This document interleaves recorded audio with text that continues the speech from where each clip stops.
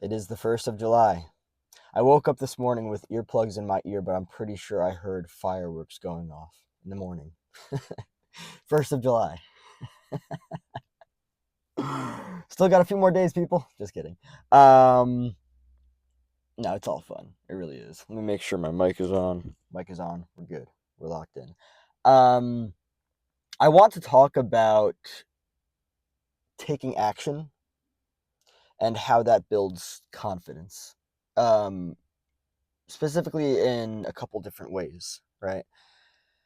First and foremost, recently, in the past, like, I would say 6 months to 8 months of my life. No, I would say it's a bit more than that. Um, I've been fucking cutting people out of my life, right? Um, I'm gonna call it less of risky and more of self-respecting. Um, I have tolerated, as a result of having permeable boundaries, I have tolerated so much unnecessary disrespect in my life. Um, and for the longest time, it was just normalized. I just thought that that's the way that people treat each other. Unfortunately, like shit, right? And so with that, I tolerated that until I didn't, right? And until I started to meet and cultivate healthier relationships with new people, right? Um, and it's wild because like now that I'm aware that there are healthier people out there, and with that, healthier relationships, I'm not fucking around with anything less than that, you know. Yeah, I've been cutting people out. I've been cutting people out for verbal abuse, for emotional abandonment, and honestly, it feels fucking great, and it makes me feel more confident in my choices, my decisions, my own capacity to respect myself, and just my own capacity to make decisions as well. That's one of the most important parts of it, just making decisions, right? Um, and to go a little bit deeper into the whole like decision making on an individual level, um, what a lot of people didn't get earlier on in life and in childhood was like encouragement to make their own decisions, and also like confidence in making their own decisions, right? A lot of people didn't really get to make their own decisions, and with that, they didn't get to learn self-confidence in decision making, right? And with that, they also learned to be very dependent on other people's opinions to make decisions, right? Kind of rhymes. Opinions, decisions. So it's wild because like I know what I'm looking for in a relationship. Previously, I just accepted and tolerated whatever the fuck came my way. Now, I'm like, nah, you gotta respect me. And if you're not gonna respect me, this can't work, period. And I'm not about to wait around to see if you are going to respect me. What you're showing me is who you are and what you are. And that's it. That's all there is to it, right? Um, I would argue that that is more so two dimensional than any bit more of complexity.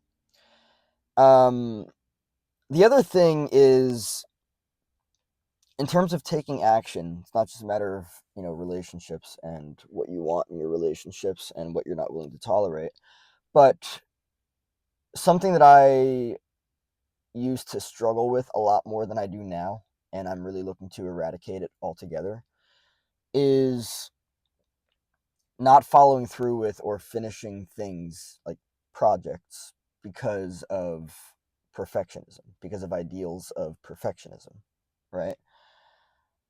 Um, the fascinating thing that I came to as a realization the other day was that I have been avoiding doing things. Not so much, my relationships with people, right? But avoiding doing things because of the emotions that would follow, right? Like, so say for instance, if I've been working on a project, right? and I have a perfectionist mindset, right? Um, I might struggle to continue the process of working on that project because it would mean facing uncomfortable emotions that I don't want to face, right? Maybe it's perfectionism, maybe it's shame, guilt, whatever the hell it could be, right? What matters is that I'm avoiding working on something because I'm avoiding feeling something, right? Now the fascinating thing is that like when you get out of your own way and you just do it and you realize that it doesn't have to be perfect, that it can just be like a work in progress. It can be something that you show up to again and again and again, and over time you build confidence in that, then that is it. And also you realize like pretty much, I mean, except for a few things, like I mean, as an example, like a painting, right? Unless it's a digital painting, you can't really go into like edit mode. And like if you're working with like an oil painting or like an acrylic painting, you can't really go into edit mode and be like, ah, fuck, I fucked that up, let me do this instead, let me try that instead, right? um if it's something that you're writing, if it's something that you're I don't know, anything that is editable, right? You can go in and change things, right? So it's really not a matter of worrying about being perfect with it, right? And that's what I've learned. I've learned that I've been avoiding feeling things, and as a result of that, avoiding finishing things, right?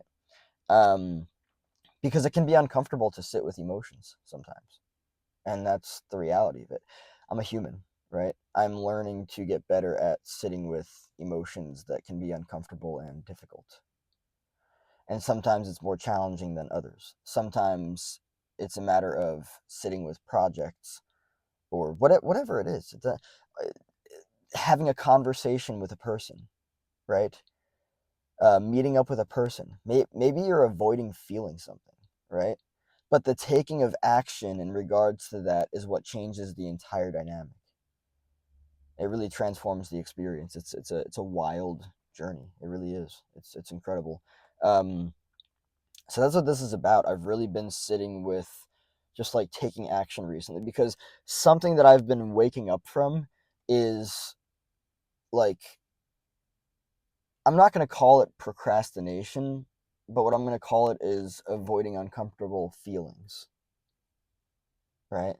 Um, and for the longest time too, I was like, why do I keep attracting people that are emotionally unavailable? I'm trying to, well, not just attracting, but also choosing.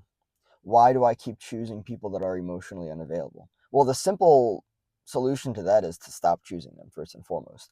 But secondly, I had to do a deep dive into myself to see my own shit and what I was doing. And I realized, oh, wow, I'm avoiding continuing the process of something. Maybe it's a project, right? Um, and the reason why I'm avoiding it is to avoid feeling something, right? There are uncomfortable emotions that come with continuing the process of that project. And that's just the reality of it, right? So stepping away from that and being like, oh, yeah, um, I don't have to worry about perfectionism. Perfection doesn't exist. I'm just here creating something or making something, right? And it is fortunately editable, so I can just show up and write and this, that, and the whatever it is, right? I can show up and change things if I need to, right? That's just the reality of it. So yeah, it's kind of cool to take a step back and like upgrade your life and take action and feel more confident and learn to not really like rely so much on other people. You can go, excuse me, I had a fucking burp coming through. You, you can go so much faster when you don't wait around for other people's validation, approval, permission, this, that, and the other. And that's what I'm really learning to do. I'm learning to build more confidence in myself. Um, by just like doing me and like not outsourcing and being like, hey, what do you think? Hey, what do you think? Hey, what do you no? Hey, what does Chris think? That's the most important. Period. And going from there. And it's been a wild journey, and I'm excited to see how it continues.